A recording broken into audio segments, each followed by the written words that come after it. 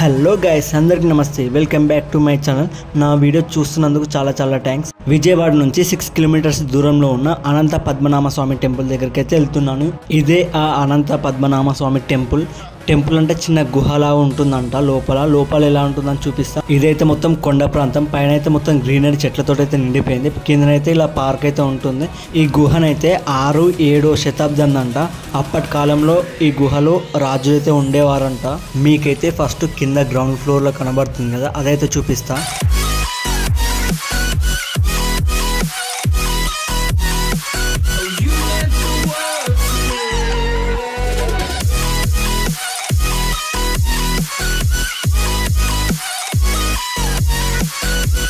కిందనైతే అంతా ఏం లేదు, అక్కడ స్టెప్స్ ఉన్నాయి కదా, స్టెప్స్ ఎక్కైతే పైనకైతే వెళ్ళి చూపిస్తా పైన ఎలా ఉంటుంది అనేది.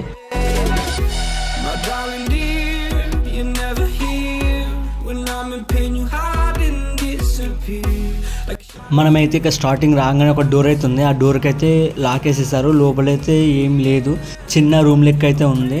మనమైతే అక్కడ సైడ్కి అయితే ఇంకా ప్లేస్ అయితే చాలా ఉంది. సైడ్కి వెళ్ళి అయితే చూద్దాం ఏమేమి ఉంటుందో.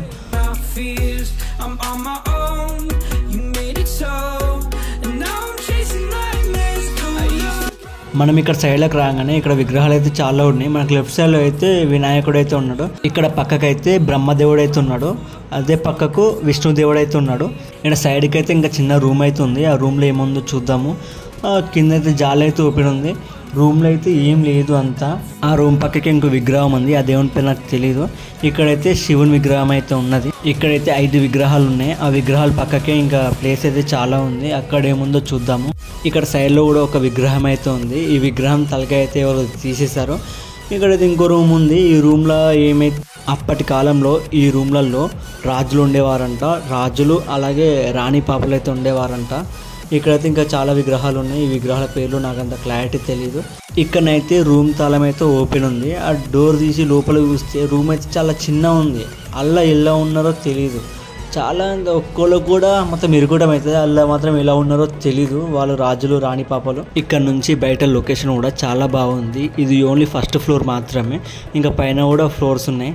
మీరు కూడా లొకేషన్ చూడండి ఒకసారి.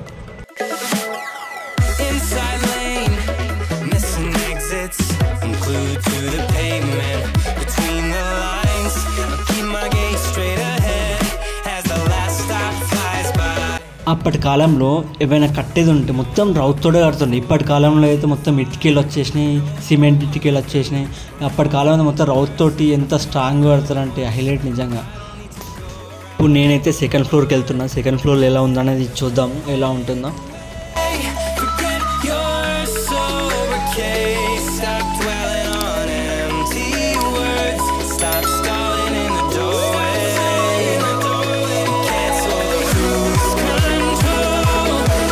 ఇక్కడ కూడా చాలా విగ్రహాలు అయితే ఉన్నాయి. కాకపోతే పైన పేర్లను రాస్తే మనం చూడడానికి కూడా క్లారిటీ ఉంటుండే. అదైతే నేమ్స్ అయితే ఏం లేవు. ఇక్కడైతే అనంత పద్మనాభ స్వామి విగ్రహం అయితే ఉంది. ఇక్కడ మొత్తం క్లోజ్ చేసేసారు. ఎందుకు క్లోజ్ చేశారో తెలియదు. మీకైతే ఇలా చూస్తే క్లారిటీ ఏర్పడకపోవచ్చు. నేనైతే కొన్ని ఫొటోస్ చూపిస్తాను లోపల ఎలా ఉంటుందనేది. ఇదే అనంత పద్మనాభ స్వామి విగ్రహం. ఇలా పడుకొని అయితే ఉంటుంది విగ్రహం అయితే. పైన అయితే ఫొటోస్ అయితే ఉంటాయి. ఈ మొత్తం చెక్కింది ఉడక మొత్తం రౌత్ తోట చెక్కారు. ఒకటే రౌత్ యూజ్ చేసిరంట విగ్రహం చెక్కేందుకు. మొత్తం ఒకటే రౌత్ తోటి మొత్తం చెక్కేసిరంట విగ్రహాన్ని అయితే. బయట అయితే చాలా విగ్రహాలు ఉన్నాయి. ఇక్కడ హనుమాన్ విగ్రహం ఉంది. ఇక్కడ ఇంకో విగ్రహం ఉంది, పేరైతే తెలీదు, నాకు అంత క్లారిటీ లేదు. ఇక్కడ స్తంభాలకు కూడా దేవుని విగ్రహాలు అయితే చెక్కారు. ఇక్కడ బయట అయితే మునిరాజులు తపస్సు చేసినట్టయితే ఉంటుంది. నాకు తెలిసి మునిరాజులే అనుకుంటున్నా వీళ్ళైతే, నాకు కూడా క్లారిటీ లేదు. ఈ విగ్రహాలు కూడా రౌత్ విగ్రహాలే. ఈ విగ్రహాలు చెక్కినోనికి దండేసి దండం పెట్టాలి అంటే అంత బాగున్నాయి విగ్రహాలు అయితే, చాలా బాగున్నాయి. ఎంత నీట్గా ఎక్కినంటే మీరే చూసారుగా ఎంత బాగున్నాయి విగ్రహాలు. ఇంకొకటి, ఇక్కడ నుంచి కనకదుర్గమ్మ టెంపుల్ దాకా అంటే 6 కిలోమీటర్స్ స్వరంగ మార్గం అయితే ఉంటుందంట. అలాగే ఇక్కడ నుంచి 7 కిలోమీటర్ డిస్టెన్స్లో మంగళగిరి ఊరిలో పానకాల నరసింహస్వామి టెంపుల్ ఉంటుంది. అక్కడికి కూడా స్వరంగ మార్గం అయితే ఉంటుందంట ఇక్కడ నుంచి. ఈ గుహనైతే సెకండ్ ఫ్లోర్ కాకుండా పైన 3rd ఫ్లోర్ కూడా ఉంది. కాకపోతే పైనకి ఎక్కడానికి ఛాయిస్ లేదు. అక్కడైతే తాళతో కట్టేసారు. అక్కడ పైనకైతే వెళ్ళకమని చెప్పారు. అందుకని పైనకైతే వెళ్ళట్లేదు. పైన అయితే లొకేషన్ అయితే చాలా బాగుంది గ్రీనరీ తోటి. మొత్తం ఈ టెంపుల్ అయితే కొంచెం గుట్టలో అయితే ఉంటుంది. ఈ టెంపుల్ పైన మొత్తం గుట్ట అయితే ఉంది. ఆ గ్రీనరీ అయితే చాలా అంటే చాలా బాగుంది. మొత్తం గ్రీనరీ. ఇక్కడ నుంచి బయట లొకేషన్ కూడా చాలా బాగుంది. మీరు కూడా చూడండి బయట లొకేషన్ ఎలా ఉందంటే ఇక్కడ కింద కూడా మొత్తం గ్రీనరీ, మనకు పార్క్ ఉంటుంది కదా, పార్క్ టైప్ అయితే ఉంది కింద గ్రీనరీ. ఓకే, ఈ వీడియో అయితే ఇంతే.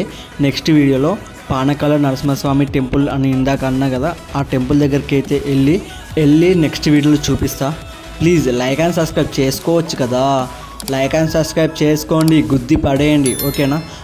ఇంకోటి, నాకు వీడియోలో ఏమైనా మిస్టేక్ ఉందా కామెంట్ చేయండి. ఒకవేళ మీరు చేయకపోతే నేనైతే ఇలాగే కంటిన్యూ చేస్తా, ఇలా వీడియో తీసుకుంటా. ఓకేనా? థ్యాంక్ యూ సో మచ్ నా వీడియో చూస్తున్నందుకు.